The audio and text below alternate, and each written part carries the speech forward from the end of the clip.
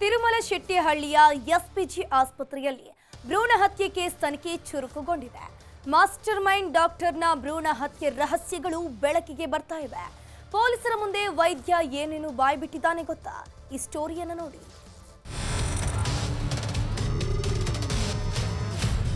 ಭ್ರೂಣ ಹತ್ಯೆ ಹಾಗೂ ಶಿಶು ಮಾರಾಟದ ಕೇಸ್ ತನಿಖೆಯನ್ನ ಸಿಐಡಿ ಚುರುಕುಗೊಳಿಸಿದೆ.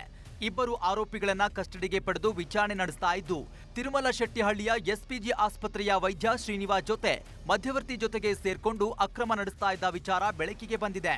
ಪೊಲೀಸರ ಎದುರು ತಪ್ಪೊಪ್ಪಿಕೊಂಡಿದ್ದಾನೆ ಎನ್ನಲಾಗ್ತಿದೆ. 9 ತಿಂಗಳ ಮಗು, ಗರ್ಭಧಾರಣೆ, ಅಬೋರ್ಷನ್. ನರ್ಸ್ ಅನಿತಾ ಜೊತೆ ವೈದ್ಯನ ಅಕ್ರಮ ಸಂಸಾರ.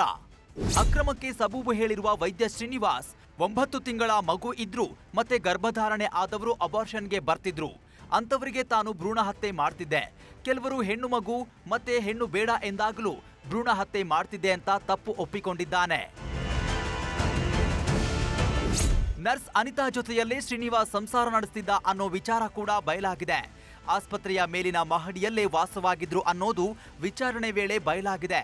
ಸಣ್ಣ ಪುಟ್ಟ ಆರೋಗ್ಯ ಸಮಸ್ಯೆಗಳಿಗೆ ಚಿಕಿತ್ಸೆ ಕೊಡ್ತಾ ಇದ್ದೆ, ಅದರಿಂದ ಹಣ ಬರೆದಿದ್ದಾಗ ಹೀಗೆ ಮಾಡಿದ್ದಾಗಿ ಹೇಳಿದ್ದಾನೆ ಎನ್ನಲಾಗ್ತಾ ಇದೆ.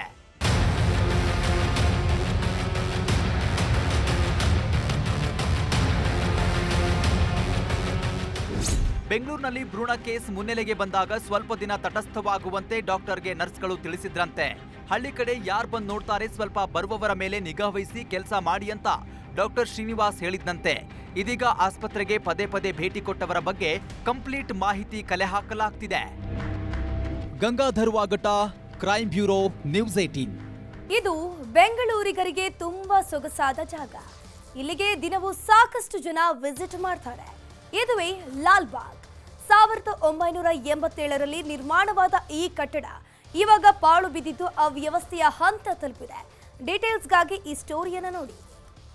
ಬೆಂಗಳೂರು ಜನರ ಮೋಸ್ಟ್ ಫೇವರೇಟ್ ಹಾಟ್ಸ್ಪಾಟ್. ಇಲ್ಲಿಗೆ ದಿನನಿತ್ಯ 1000 ಜನ ಪ್ರವಾಸಿಗರು ಕೂಡ ಬರ್ತಾರೆ, ವಾಕರ್ಸ್ ಕೂಡ ಬರ್ತಾರೆ, ಪ್ರಯಾಣಿಕರು ಕೂಡ ಬರ್ತಾನೆ ಇರ್ತಾರೆ.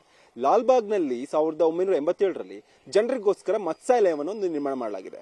ಆದ್ರೆ ಆ ಒಂದು ಮತ್ಸ್ಯಾಲಯದ ಈಗಿನ ಸ್ಥಿತಿ ಯಾವ ತರ ಇದೆ ಅಂತ ನೀವು ನೋಡಿದ್ರೆ ನಿಜಕ್ಕೂ ಕೂಡ ಆಶ್ಚರ್ಯ ಪಡ್ತೀರಾ. ಹಾಗಾದ್ರೆ ಯಾಕೆ ತರ ಮಾಡೋದು ನೋಡ್ಕೊಂಡು ಬರೋಣ ಬನ್ನಿ.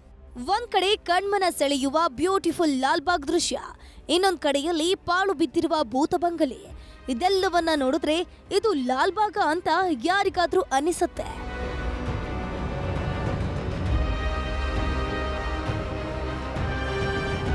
ಲಾಲ್ಬಾಗ್ ಉದ್ಯಾನವನದಲ್ಲಿ ಸೊಗಸಾಗಿ ಕಾಣಬೇಕಿದ್ದ ಮತ್ಸ್ಯಾಲಯ ಪಾಳು ಬಿದ್ದಿದೆ. ವಾಯು ವಿಹಾರಿಗಳು, ಪ್ರವಾಸಿಗರು ಮತ್ಸ್ಯಾಲಯದ ಕಟ್ಟಡ ಎಲ್ಲಿ ಬೀಳುತ್ತೋ ಎಂಬ ಆತಂಕದಲ್ಲೇ ಹೆಜ್ಜೆ ಹಾಕುತ್ತಿದ್ದಾರೆ. ಬೇಸಿಗೆ ಕಾಲದಲ್ಲಿ ಇಲ್ಲಿ ನೆಲೆಯೂರಿರುವ ಸರ್ಪಗಳು ಲಾಲ್ಬಾಗ್ಗೆ ಬರುವ ಪ್ರವಾಸಿಗರಿಗೆ ದರ್ಶನ ನೀಡುತ್ತಿವೆ.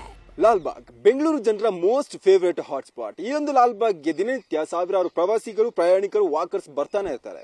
1987ರಲ್ಲಿ ಈ ಒಂದು ಲಾಲ್ಬಾಗ್ನಲ್ಲಿ ಮತ್ಸ್ಯಾಲಯವನ್ನು ನಿರ್ಮಾಣ ಮಾಡಲಾಗಿತ್ತು. ಆದ್ರೆ ಆ ಒಂದು ಮತ್ಸ್ಯಾಲಯದ ಈಗಿನ ಸ್ಥಿತಿ ಯಾವ ತರ ಇದೆ ಅಂತ ಹೇಳಿ ನಾನು ನಿಮಗೆ ದೃಶ್ಯ ಸಮೇತ ಎಕ್ಸ್ಪ್ಲೇನ್ ಮಾಡ್ತಾ ಹೋಗ್ತೀನಿ. ನಾನೀಗ ಪ್ರೆಸೆಂಟ್ ಇರುವಂತದ್ದು ಲಾಲ್ಬಾಗ್ನ ಬಳಿರುವಂತಹ ಲಾಲ್ಬಾಗ್ ಮತ್ಸ್ಯಾಲಯಕ್ಕೆ ಇತಿಹಾಸವೇ ಇದೆ. 1987ರಲ್ಲಿ ಮೀನುಗಾರಿಕೆ ಸಚಿವರಾಗಿದ್ದ ರಘುಪತಿ ಈ ಒಂದು ಮತ್ಸ್ಯಾಲಯವನ್ನ ಉದ್ಘಾಟನೆ ಮಾಡಿದ್ರು. ಅಂದು ಉದ್ಘಾಟನೆ ಆಗಿದ್ದ ಕಟ್ಟಡ ಈಗ ಭೂತ ಬಂಗಲಿಯಾಗಿದೆ. ಮುರಿದ ಕಿಟಕಿಗಳು, ಬಿರುಕು ಬಿಟ್ಟಿರುವ ಗೋಡೆಗಳು ಕಾಣಸಿಗುತ್ತವೆ.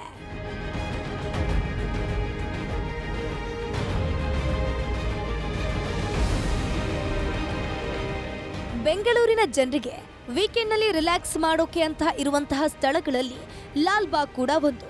ಪ್ರವಾಸಿಗರ ಆಕರ್ಷಣೆಯ ತಾಣವಾಗಿರುವ ಈ ಒಂದು ಮತ್ಸ್ಯಾಲಯವನ್ನ ತೋಟಗಾರಿಕೆ ಇಲಾಖೆ ಆಕರ್ಷಣೀಯ ತಾಣವಾಗಿ ಮಾಡಬೇಕಿತ್ತು. ಆದ್ರೆ ತೋಟಗಾರಿಕೆ ಇಲಾಖೆ ಮೈ ಮರೆತಂತಿದೆ.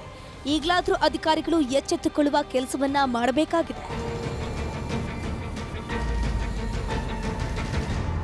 ಹಾವುಗಳ ಹಾಟ್ಸ್ಪಾಟ್ ಆಗಿರುವ ಈ ಒಂದು ಮತ್ಸ್ಯಾಲಯಕ್ಕೆ ಮೀನುಗಳು ಬರಬೇಕಾಗಿದೆ. ಮೀನುಗಳು ಬರಬೇಕಂದ್ರೆ ತೋಟಗಾರಿಕಾ ಇಲಾಖೆಯ ಅಧಿಕಾರಿಗಳು ಎಚ್ಚೆತ್ತು ಕೂಡಲೇ ಕ್ರಮವನ್ನು ಕೈಗೊಳ್ಳಬೇಕಾಗಿದೆ. ಕ್ಯಾಮರಾ ಪರ್ಸನ್ ಸುನಿಲ್ ಕುಮಾರ್ ಜೊತೆ ರಂಜನ್ ಶಿಲಾಲ್, ನ್ಯೂಸ್ 18, ಬೆಂಗಳೂರು.